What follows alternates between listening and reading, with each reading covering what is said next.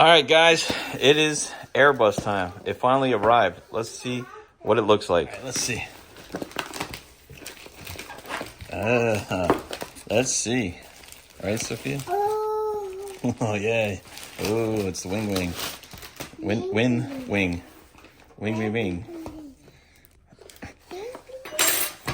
Open. Oh, I think it's harder to open than it is to play with. Okay, cut this part out. Yeah, it was easy. Okay, we got some wiring. Came with some nuts. A nice little, wire. Drop some stuff here. Some tool. And, of course,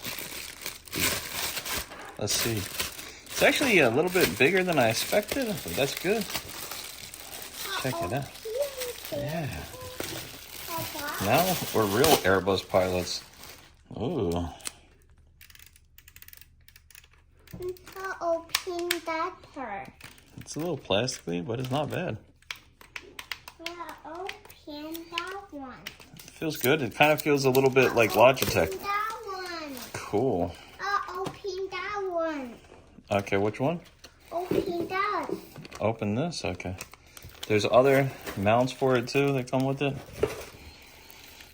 So let's go hook it up and see what it's about. All right, so here's some of my home setup, right?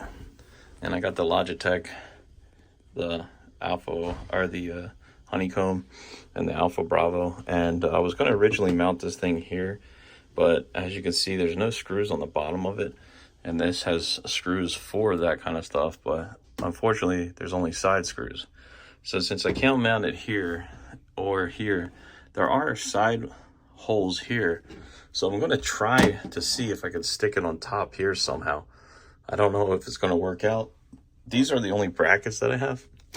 So I'm thinking if I can angle them just right, I might be able to do something with it and put it on top of my radio stack.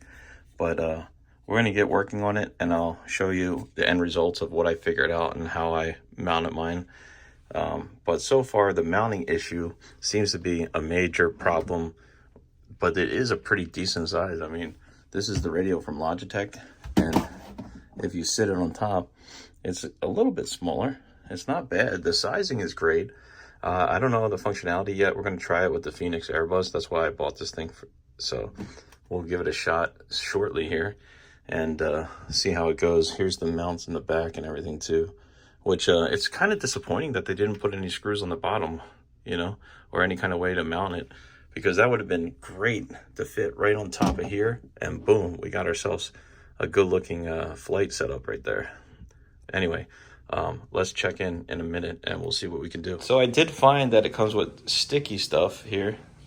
So it does have another way to make it not move. So if you take a look, I actually had to zip tie it in the back of this, and I couldn't really figure out anywhere to attach it, so it's kind of just floating here. There's nothing really holding it down, so I guess it depends where you're going to mount it. This is my situation.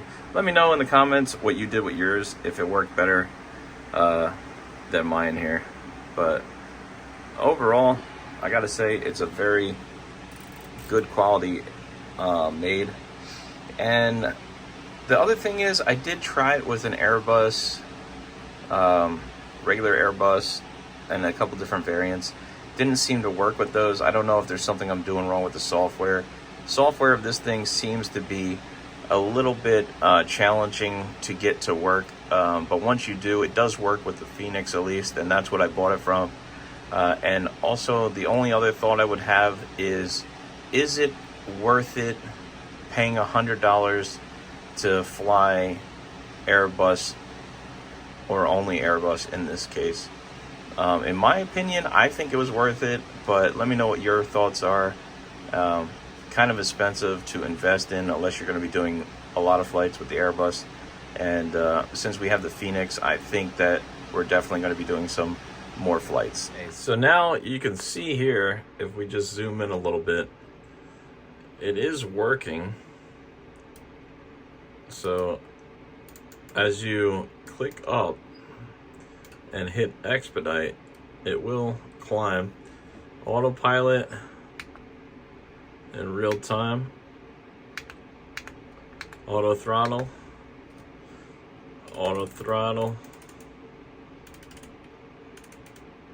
as you can see here. So we got it working, and it's working really well. We can go VS mode to climb here, or you can go to open climb.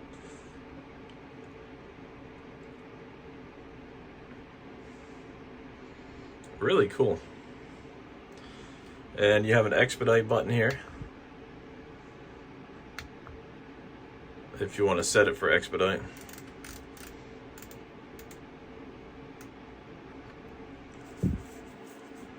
Pretty cool. It seems to be working. Here's the heading mode.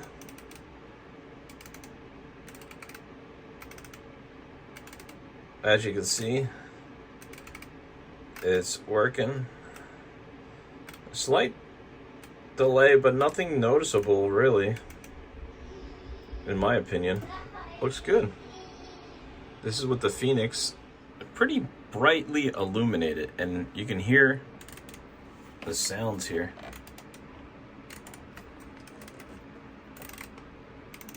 It sounds pretty good. Feels very plasticky.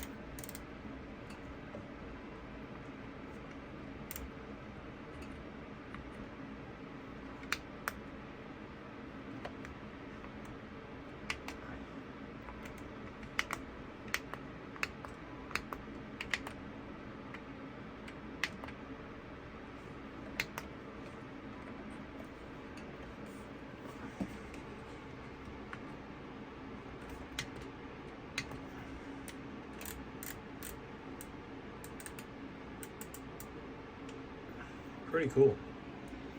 It's working very good here. Well, my thoughts of this thing is it's very responsive. There's no real delay. It's feels a little bit plasticky, cheaply made, but for $100, it's half the price of the mini unit. The fonts are a little bit different. I don't believe these are the correct fonts, but that's really not much of a deal breaker in my opinion. I think overall it's a fantastic product. It works very well. It's a little bit difficult to set up, but pros and cons, right? You really got to weigh your options. For me, price was right, so I bought it, and you know, I just worked with what I had, and I think it's definitely something that I would definitely recommend using if your budget is good. If you want a mini one, you can get the mini one. That's a little bit more expensive, better quality. The fonts are correct with the Airbus. But this is relatively very nice by Winwing, and I definitely think it's a good product. So there's my thoughts. I hope you guys enjoyed this video. If you did, consider subscribing to the channel, smash the thumbs up. Let me know what your thoughts are in the comments below, and I'll see you in the next one. Thanks for watching.